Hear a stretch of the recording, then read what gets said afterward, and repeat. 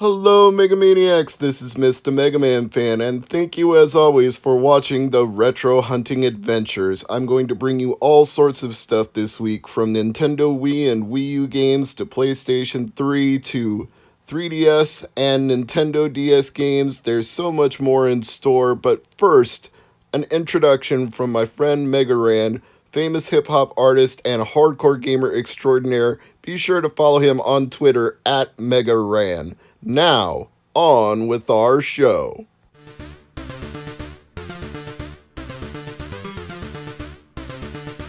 Yo, this is MegaManFan, and you need to rock and or roll on over to Mr. MegaManFan's YouTube channel, because it's all that rush to make it happen. Peace! Few new things that I want to show you in this video, including the package you see right here from Amazon Prime, as well as this. So just some more things that I've picked up recently. Inside here we have the following: Just Dance Disney 2 for Nintendo Wii U. We have Crazy Golf for Nintendo Wii. We have Namco Museum Remix for the Wii. We have Juju Pets for the Wii. And we have Planes for the Wii. Now I believe all of these have the instructions. Double check that real quick, now that I got them all out of that wet box. Yep, there's the instructions for Planes. Check the disc, see how the condition is. It's a little spotty, but not terribly scratched up, so that's a good sign. Juju, hopefully that's how that's pronounced. Does have the instructions. A little curled down there in the bottom, but I've seen worse. Yeah, disc is pretty scuffed. Have to test that one, make sure it works. But it was cheap, so get Namco Museum Remix open, hopefully. There we go. Manual looks pretty good on that. See how this disc looks. It's not perfect, but it should probably work. Crazy Golf. Let's take a look at this one. The instructions are upside down, but they are in there. Turn that around. I guess that's part of what's crazy about it, huh? Alright, let's see how this disc looks. Ooh, that's pretty rough, but I'll test it. Hopefully it works okay. And last but not least, Just Dance. I hope that was the only thing that came inside it, because otherwise I might be missing the instructions on that one. Disc looks alright though. And we move on from that to two Nintendo DS games that arrived in the mail: Kirby Superstar Ultra and Foster's Home for Imaginary Friends, Imagination Invaders. As you can see, Blue is screaming at his cartridge, but it is complete with the manual. I will not accept DS games unless they are complete in the clamshell. That is a must as far as I'm concerned.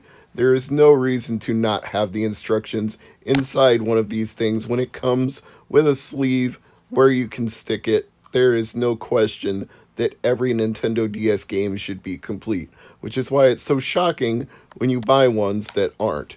But now let's go ahead and test Kirby and make sure it works properly. I won't be testing Foster on camera because of the fact that I don't want to get any copyright flags from Cartoon Network, but since Kirby and HAL Laboratories are so closely tied with Nintendo, and Nintendo said fair game on usage for review or for any sort of let's play or whatever you want to call it, live streaming, they have given pretty much carte blanche on showing Nintendo products and Nintendo games on YouTube videos without going through the partner program, which no longer even exists. And I'm very happy about that because I like sharing Nintendo products like this with you.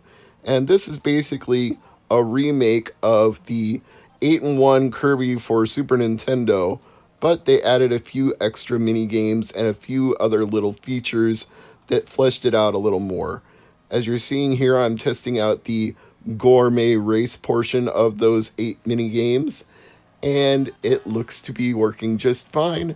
So I would say that it's a successful test of Superstar Ultra as a whole. Unintentionally, this kind of turned into a Nintendo DS 3DS week because Half Price Books was running a spring cleaning sale with escalating percentages off, and by the end of the week, when it was getting up to 40 and 50% off any one title, then I just couldn't resist adding a few of these to my collection, like Plants vs. Zombies, which I didn't have even a mobile version of. This was the very first version of Plants vs. Zombies that I've ever owned, and I really liked that it came in this nice sleeve that sort of illustrated the plot of the game through that chomp in the top.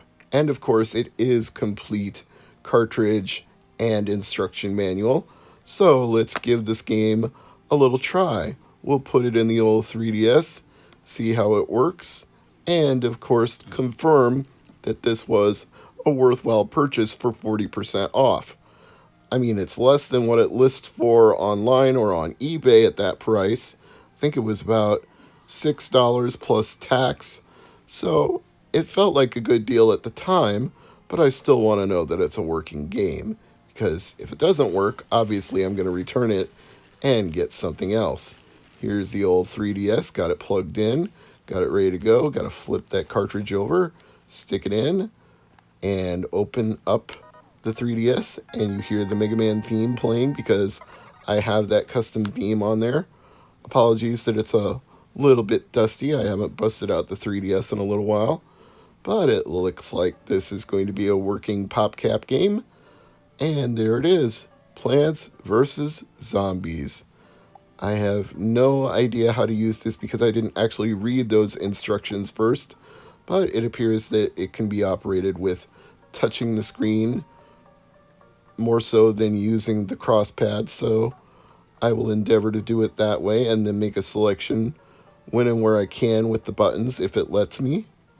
But it does seem to be very touch focused, which makes sense. It is, after all, a DS release, so I shouldn't be terribly surprised about that, but it looks like it does indeed work. Although again, I haven't read the instructions, never played Plants vs. Zombies before, so I have no idea what I'm doing here. This was by far my best pickup of the bunch. Metal Gear Solid 3D Snake Eater for the 3DS. A 3DS remake of Metal Gear Solid 3 Snake Eater. Complicated name for a remake, but they're emphasizing the 3D controls and the 3D visual that if you use the 3DS slider on the side of your 3DS, you can see some depth in the game. And this was listed for $20 on price charting, and most of the eBay sales seem to be around that price. But because I got it 50% off at Half Price Books, this only cost me $10. And I think if you can get any game in the Metal Gear Solid franchise for $10, you're doing pretty good. PlayStation, GameCube, DS, whatever. If you get one for only $10, you've done pretty good. And you get one for less than that, you've done real good, my friend. And this one is, of course, complete, which, as I stated about DS games, is the only way I will accept these. I will not collect a DS or a 3DS game unless it's complete with the manual, cartridge, and everything inside the clamshell. Let's go ahead and give the game a try in the old 3DS. And by the way, I did test all of those Wii and Wii U games earlier. They were all working. I just decided that I was not going to include the visuals on that one because it was too hard to get a clear shot of it like I can with the DS games here. I was using a TV that was reflecting the light really badly, and I apologize for that. Next time, I will try to find some better TV that doesn't have so much glare on the television screen when I capture footage of Wii or Wii U games. Now, with this particular game, it's going to install a software update to my 3DS first before we get into the Metal Gear Solid goodness. And I'm happy to report that this is one of the games with David Hayter as the voice of Solid Snake. As far as I'm concerned, he's the only voice of Solid Snake. But everybody's entitled to their opinion. If you disagree, that's okay with me. No harm, no foul. I'm just happy to have a Metal Gear game on a portable system that's not the PlayStation Portable.